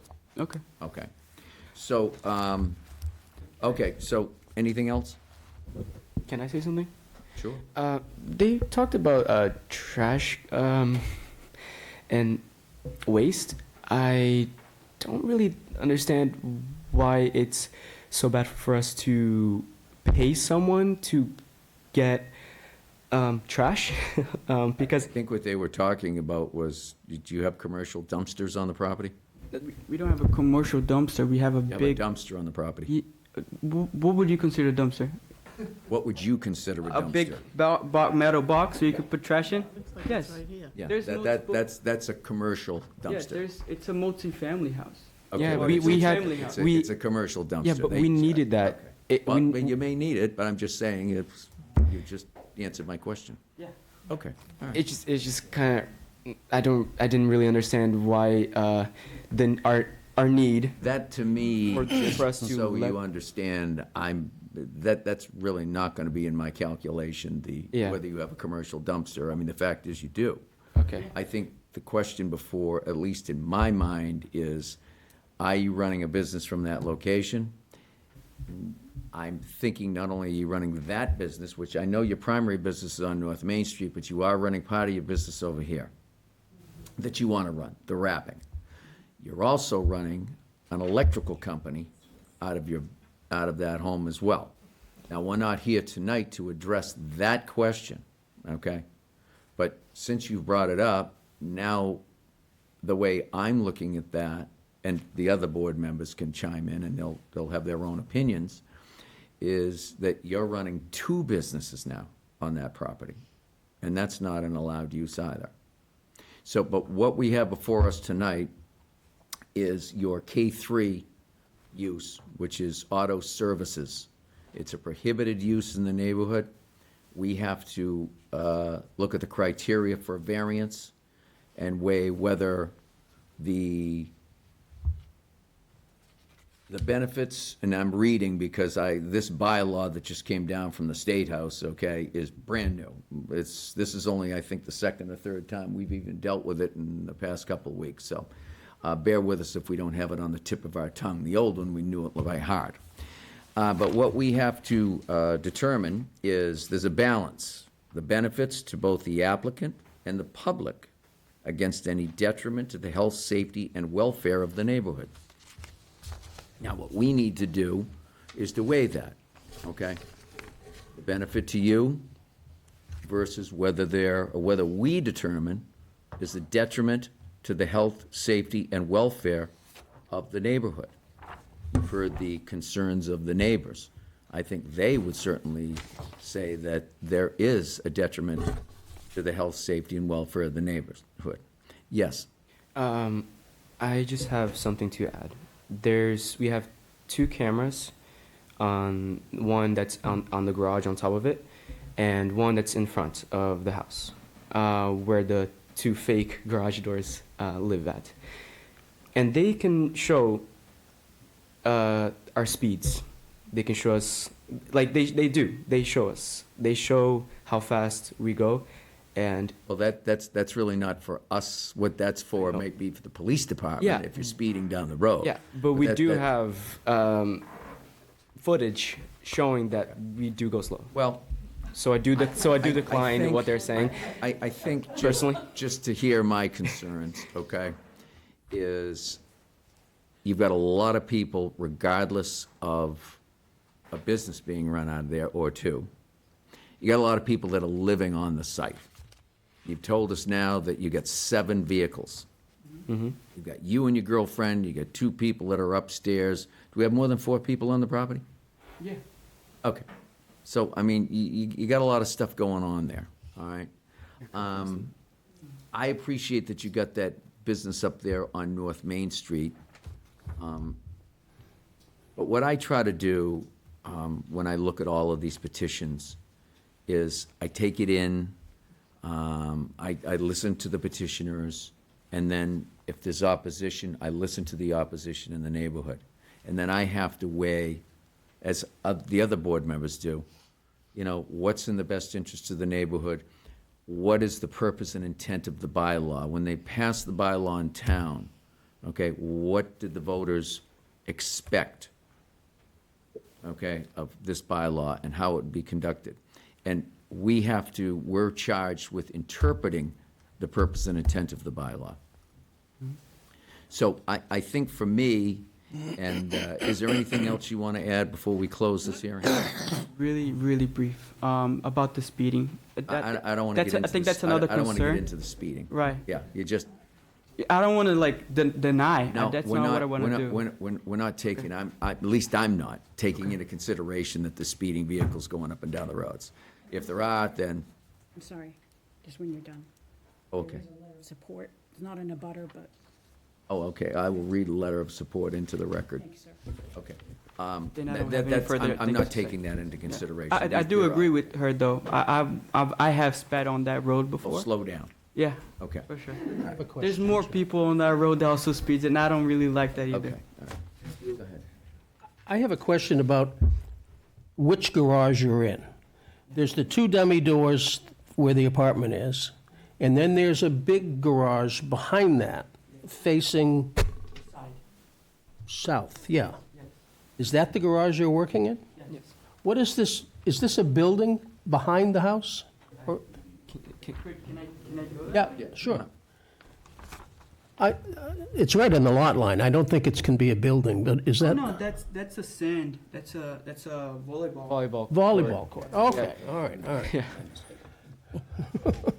It was too close to the lot line anyway, but I didn't think it could be a building, but. We do have a big family, and the reason why we have that over there is because a lot of times we bring in our families, we play, we have barbecues and all that. So. Okay. Yes, it's a volleyball. Well, that's a relief. It's just the garage that's attached to the house. Yes. Okay. While I'm here, I do want to read another letter that we have from Laurie Coppinger. I don't know if you know her. Scott and Laurie Coppinger. Hi, we live on Driftwood Lane, just off Cranberry Lane. I have noticed any extra traffic. Maybe that says I have not noticed. It says I have noticed. I presume it says I have not noticed any extra traffic in the area, no extra noise. We really have no complaints about the owner being able to do car wrapping. Thank you, Scott and Laurie Coppinger. All right. That's the extent of our correspondence. Have you concluded? Okay. All right. Then what we're going to do here is we're going to close the meeting to the public. We're going to begin board deliberations. Anthony,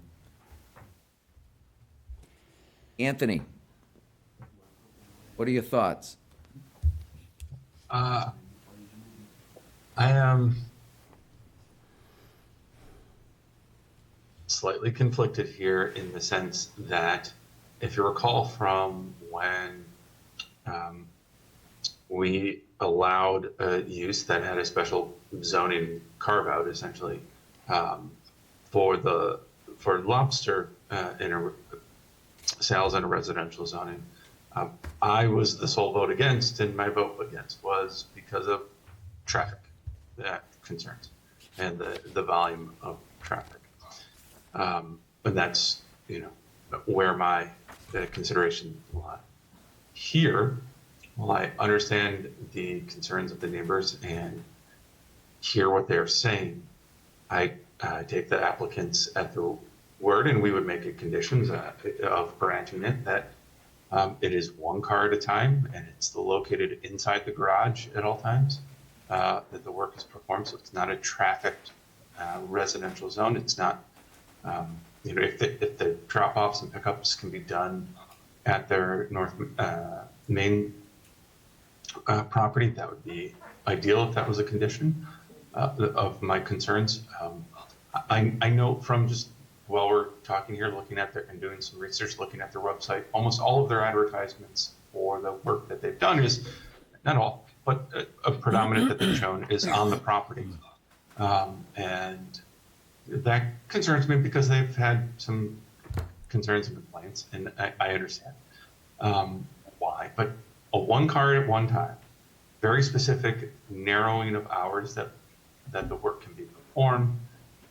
We have a callback, as the chairman said, of a limited amount of time, a year, 6 months, whatever we want to decide, to do a review. These are the considerations of conditions that I would want to put in place to make sure that we're being addressed. I would also, I don't think it's necessarily the force of the electrical home occupation, but it could be a condition that we apply that they apply for home occupation, or they at least get a zoning determination from the commissioner on that as necessary. We can put the restrictions that we want on this. The lot in and of itself, I think, is unique. The property is a little odd in terms of what the locations are and what they're looking for. I think they meet that general criteria, but the conditions would have to be pretty stringent. If it was a special permit that we were granting, I think I'd be less concerned. But since we're granting a variance, we would have to have very strong conditions to put this out there. That's my opinion. Okay, thank you.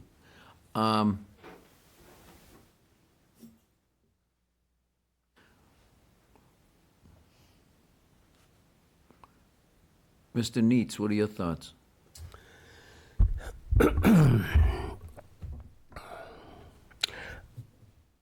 With the exception of the Lobster Man in West Yarmouth, I'm not aware of any situation where we've granted a variance for a business to operate in a residential zone.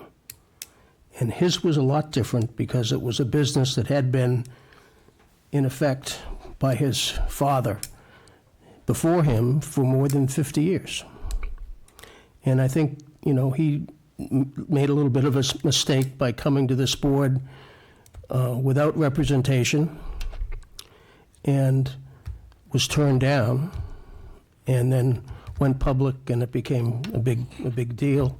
And the town felt the need to change the bylaw so that he could actually come back to us and get the necessary relief. I would say that that was a happy ending until I saw yesterday, or the day before, on the site where he used to sell lobsters on Route 28, turned into an outside bazaar with clothing for sale and everything else on the corner of West Yarmouth and Route 28. And that was never there before the Lobster Man had set up his temporary quarters on Route 28 during the debacle. I have a serious problem with expanding by variance commercial use into residential neighborhoods. I think it affects the neighborhood. I think it affects values in the neighborhood. And I understand the convenience of having a house that has a garage big enough to what you do. But when I hear about, commercial trucks or tractor trailer cabs or whatever else that you've been doing, and I would guess a fair amount of your business is commercial vehicles rather than the typical four-door sedan, which doesn't exist too much anymore except in my garage. But I would guess that the preponderance of the work that you do is a commercial vehicle. So I don't think it's a big ask to have the commercial vehicles not coming to a residential zone to look more commercial, to have the vehicle look more commercial. So I'm afraid I can't go there. I can't go in favor of expansion of a commercial zone in a residential neighborhood. Okay, thank you. Mr. Martin? I would agree with Mr. Neitz, and after looking at this all a little closer and hearing from all the neighbors and everything from speeding to multiple business uses in the site, I had not seen this picture before. The air view, which shows great big parking lot and with a lot of vehicles, trucks, cars, dumpsters, everything else. It's very much a commercial look to me. It's not fair to the residential neighbors in the neighborhood, and therefore I would also not be able to, not to mention the fact of what should normally be required to get a variance in this case. I don't think that they can prove as well. So much as I hate to do that, because we love to see little businesses, but they need to be in the right spot. And this obviously now is not the right spot. Okay, thank you. Barbara? I couldn't support this either. I think, you've got your business location on, North Main, but you're clearly carrying on a commercial business in a residential area, so I can't support it either. Okay. I share the same concerns, quite frankly, that the rest of the board does. We certainly appreciate the fact that you conduct business in Yarmouth, and you guys seem like nice guys, and I'm sure you do a good job, and I'm sure your customers are very happy doing business with you. I don't think it's a case where the neighbors have anything against you personally. I just think that they just don't want to see business operated in a residential district. And I would agree with Mr. Neitz that I'm not aware of us granting a variance for commercial use in a residential neighborhood, but for the lobster business. And those facts were different than this, okay? He had been operating there for many, many years. He operates that business by himself. He has limited hours and not a lot of traffic that really comes and goes but for a couple hours a day. But I'm not going to get into his petition, but all of these are on a case-by-case basis. I think there's a lot going on the property right now, just the residential aspect of it, with rentals and people who live there and the number of cars and the comings and goings. The speeding, I know that's not an issue, but look, you're a young guy speed, just slow it down in your neighborhood, you know, keep the peace with the neighbors, that would be my advice to you, but I think you really need to get yourself a garage in a commercial zone, okay? Now, you've been given a violation notice. It doesn't appear that you have the requisite support to get a variance tonight. If we took a vote, I don't think you would be successful.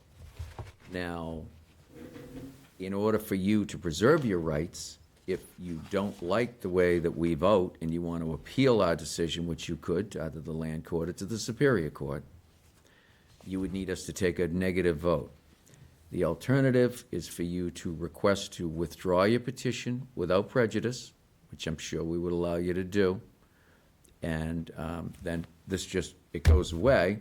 However, you do have a zoning violation notice that you would be subject to fines of up to $300 a day if you continue to operate without a variance. So, would you like us to take a vote tonight, or would you like to request to withdraw your petition without prejudice?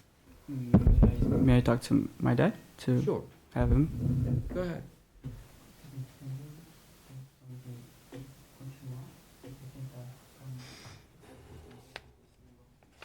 Negative requires that they can't come back for 2 years. They need to be reminded of that.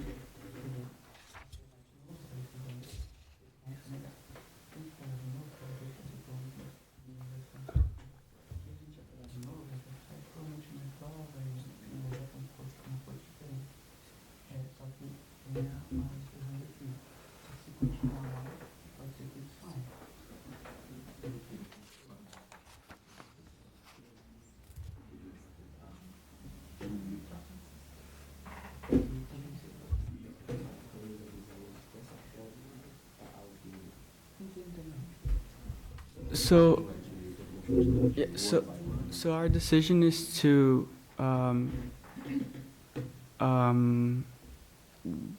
not, Not go forward?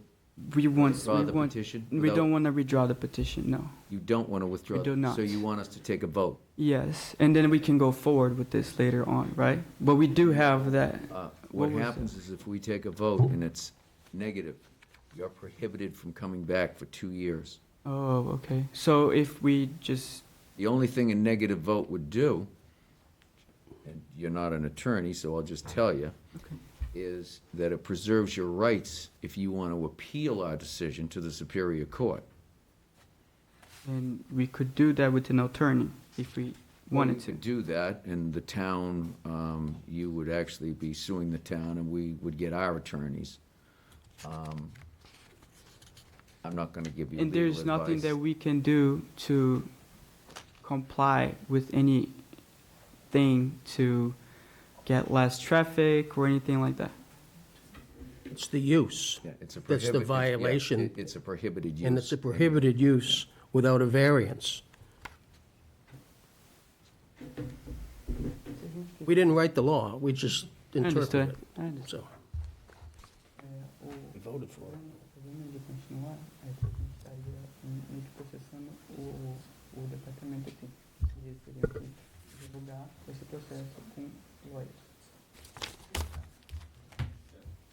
Then we do not want to go forward then. I Sorry? thought there was more that we could do to prove that that could be established, but if we have to sue the town, we don't want to go that route. Okay. So would you like to withdraw your Yes, petition please. without prejudice? Yes. Okay. And you understand that you have to cease and desist, or you could subject yourself to $300 a day fines, correct? Yes, we are aware. Okay. There's been no fines yet, have there? No. No, okay. All right, so the petitioner requests to withdraw his request for variance relief without prejudice. I would move that we allow him to withdraw without prejudice. Okay, we have a motion by Mr. Neitz. We have a Yeah. second? I'll second it. Okay, seconded by Mr. Martin to allow the petitioner to withdraw his request for variance without prejudice. Anthony, how do you vote? Aye. Barbara? Aye. Dick? Aye. Dick? Aye. And I'm an aye as well. That's 5 in favor, none against, so your request for variance has been withdrawn without prejudice. It does mean you do have the ability to come back, but I think in this case, you kind of heard the feelings of the board regarding that, okay? We do wish you the best, and we are very happy that your business is in the town of Yarmouth. You seem like good guys, and we wish you the best, okay? All right, thank you very much. Thank you. And thanks, everybody, for coming Have a down. good We one. appreciate your comments. Okay.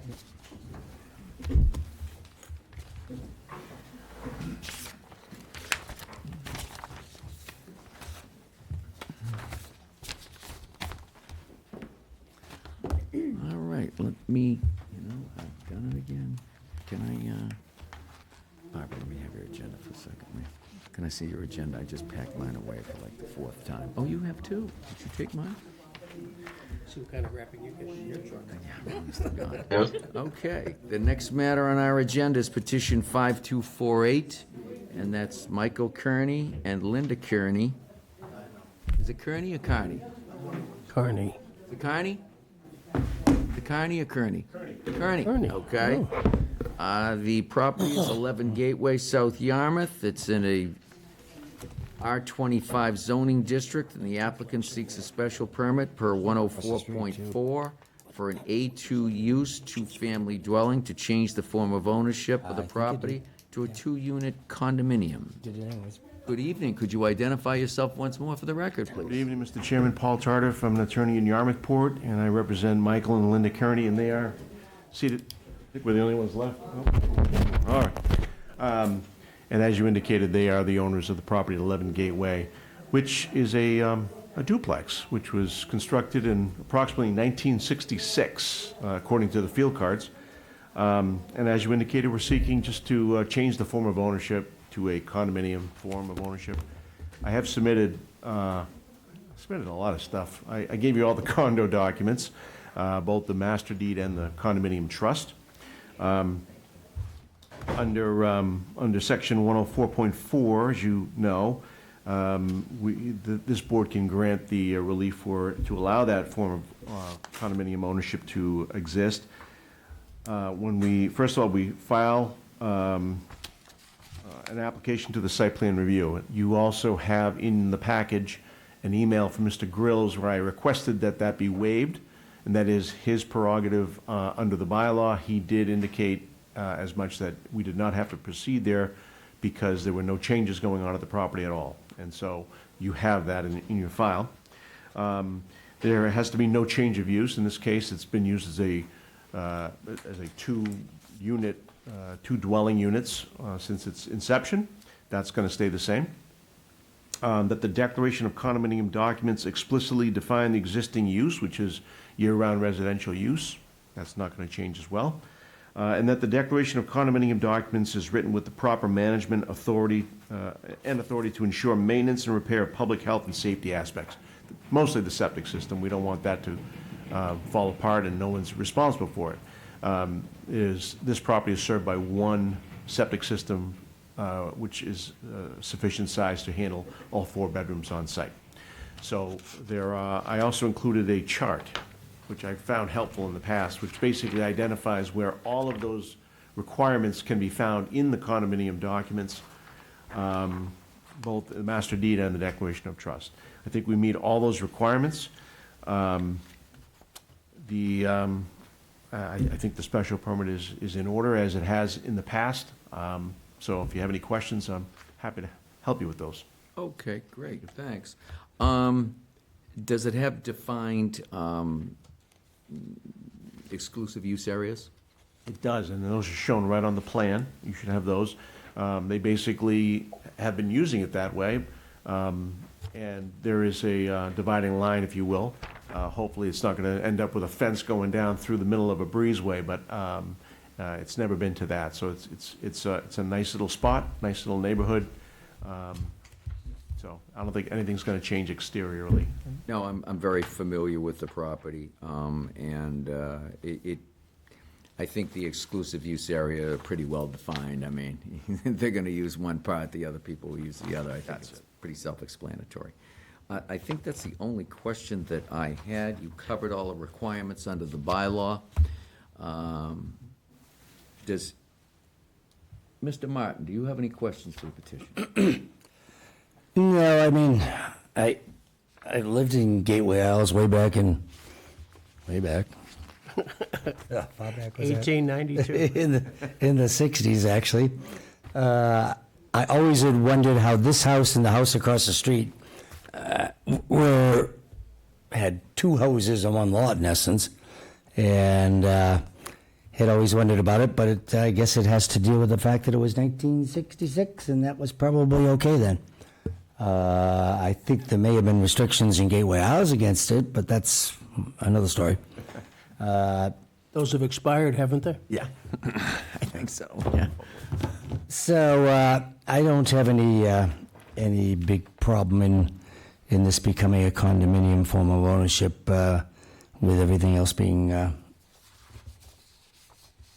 done as it should be, which it has been. Thank you. Do you have any questions? Just kind of repetitive, but I too question, how they ever got there, this house and the one on the other corner, in violation of probably zoning and the local restrictions. Not zoning, so. Not zoning. In 1971, the bylaw was amended to require 1.5 times the lot area for two. Okay. And then in 72, changed to double. Yeah. So that was really the defining year. It's Okay. right around there. 71, and this was 66, 5 years before. Yeah, so 70. Probably Yeah, even 71 was precipitated 1.5. the necessity for the bylaw change. Yeah, and I got to believe that, this was built with knowledge. I mean, I don't think anyone was hiding anything down. Oh, I'm not suggesting I'm that. just like in the No, Gateway I'm Isles, not suggesting, but it's always been a little bit of a quandary in a lot of people's minds, I think, as to how they ever got the permitting for that. But that was then and this is now, and I certainly don't have any objection based on anything. It's certainly their right to condominiumize if they choose, and I think it's, I don't think it has any adverse effect on the neighborhood or anything, so I'm all on board. Thank you. Thank you. Barbara, questions, comments? No, I agree. Okay. Anthony, questions, comments? No questions, but maybe a comment. Would it be, with the 2-unit owner, would it then be taxed as 2 separate parcels? Oh, yeah. I didn't understand. If it's condominiumized, Yeah, yeah, we'll get 2 tax bills. yeah, so that's probably beneficial for the town. That's all I was trying to say, It could be. as a general It's trying to matter. raise But revenue. yeah, I understand what you're trying to do. That's, Yeah. it's good by me. Okay, all right. I have no questions, comments. You did cover all the criteria under the bylaw. I think it makes sense as to what you want to do here. It certainly doesn't make sense to maintain it as a single-family residence, and it's not. It hasn't been used that way, and it's been used as a duplex for many, many years. So, no, I think a condominium form of ownership is the best way to go. I think that's the highest and best use of the property. And so I am in favor of it as well. Is there anyone in the audience that wishes to speak on this matter? Please come forward. And if you could identify yourself for the record, please. Yes, sir. I'm Paul Pierce. I represent myself and my wife, Trudy Pierce. We're co-owners at 53A and B Parker's Neck Road, known as Gateway Isles Oasis LLC. So we also have a very similar property. And I'm not an expert in this situation, but we failed to attend a zoning meeting a few years back when there was on the corner of Gateway and Packanack, where they built a 3-story home. We didn't come to that meeting to voice a concern, and now we are looking at a 3-story home. We have a lot at the end of Parker's Neck that is undeveloped, that is being planned to be developed. Our only concern is if this is setting a precedent to have condominiums being put into our area on a larger scale basis. That's really my only concern. I don't believe that they could build any new duplexes in Gateway Isles. I don't think anywhere in that zone. It's theoretically off of Aspenet, which is Gateway Isles back, yeah. And in terms, and your other question was about condominiums? Well, just, yeah, I mean, we could turn our house into a condominium, basically, is what We you're could, saying. Yep, if that's Yeah. a duplex, yeah. Generally, we allow that, okay? You go from two owners to one owner, from one owner to two owners, and it actually, it kind of works out well, because the other side, the other person's either gonna, rent it probably, you're gonna have transient people, whatever they're gonna do with it, but at least this way, you have two different people owning the property, they maintain it, they have a common interest and common obligations to one another as well. And I think that has worked out very well in the town, and we've done a lot of that with condo conversions of duplexes throughout the town. Who handles this, who takes care of the septic? Is there That one? would be the homeowners association, which I presume would be made up of both of the owners. They would have not only an interest, but an obligation to maintain the septic system. So Condo docs, right? And that's in the It's in the condo condo docs. docs until there's sewer. Our concern is just that it would possibly open the, as I stated, the possibility of a lot of condominium development in our area. It was Ed Maney's old home, you know that home. Dick Martin. Yep. You remember Mr. Maney? Ed Maney? I do, actually, and actually, I said the one across the street was a two-family, but I think the one further down, the dead-end spur there was two, yes. And although I think that became one later, but nevertheless, yeah, it's... Well, thank you. Regarding the septic, when the sewer comes there, is there language in the condo docs about payment of sewage charges, or is it covered by the mention of the septic? Probably be separate bills for both units. Okay. And because it's not really, one's this way, one's this way, and Okay. the connections are probably going to come from two different places. Different streets. I'm guessing, but That's would be my guess as well. Yep. Okay. We don't have, do we have anybody with their hands raised? No, Mr. Chairman. Is there anything else you'd like to add, Attorney Turner? point, no, thank you. Okay. Okay, then we're going to close this hearing to the public, open it up for board deliberation. Is anybody want to begin a discussion or make a motion? I would make a motion that the application is approved as requested. Okay, we have a motion made by Anthony to approve the request for relief as requested. Do we have a second to that motion? Second. Second, okay, seconded by Mr. Neitz. Any further discussion on it? Only I think we are all in agreement that the petitioner has met the requirements, criteria under the bylaw, specifically 104.4, sections 1 and 2. Having heard no further discussion on it, we're going to go for a roll call. Dick? Aye. Dick? Aye. Barbara? Aye. Anthony? Aye. And I'm an aye as well. That passes 5 in favor, none against. Attorney Tardif, I don't have to explain the appeal period to you. Can I expect to see a draft from you? Bright and early in the morning. Well, we can give you till 9 o'clock. No, but we I need to will move. say, you do like to get those in quick. All right. Well, thank you very much. Thank you Best of very luck. much, appreciate it. Very much. Thank you, folks. Paul. Okay. Do you have minutes to approve, or Do we have any minutes to approve? Yes, Mr. Chairman, from August 13th, 2026. Do I have a motion to approve the minutes of August 13th, Yes, sir. 2026? Barbara, motion made by Barbara. Do I have a second? I have a comment before. Go ahead. I don't know if it was on the agenda. I think we can do it without it being on the agenda. I just wanted to note that I don't know if the minutes are on the agenda. That prohibits us. I can't hear you, Anthony. We lost you. Can we approve without being on the agenda? Oh, is the minutes On the on the bottom, isn't agenda? Yes. August 13th, yeah, down the bottom. It's on the agenda. It's down the bottom, Anthony. Oh, I'm looking at the draft one. All right. Good call, everyone. Sorry. Oh, okay. I thought it was something about being absent. Yeah. I shouldn't have questioned Dolores. That's my That's my okay. bad. No harm, no foul. No, no, no. Okay. So was that a second, or? Yeah, was that a second, Anthony? Yeah, I'll second that. Okay. So motion made by Barbara, seconded by Anthony to approve the minutes of August 13th, 2026. Any discussion on the motion? Hearing none. All those in favor, please signify by saying aye. Aye. Aye. I'll abstain, since I wasn't here. Okay. 4 in favor, 1 abstention. It passes. Motion to adjourn? So So moved. Motion made by Dick. Second. Seconded by Jake. Dick.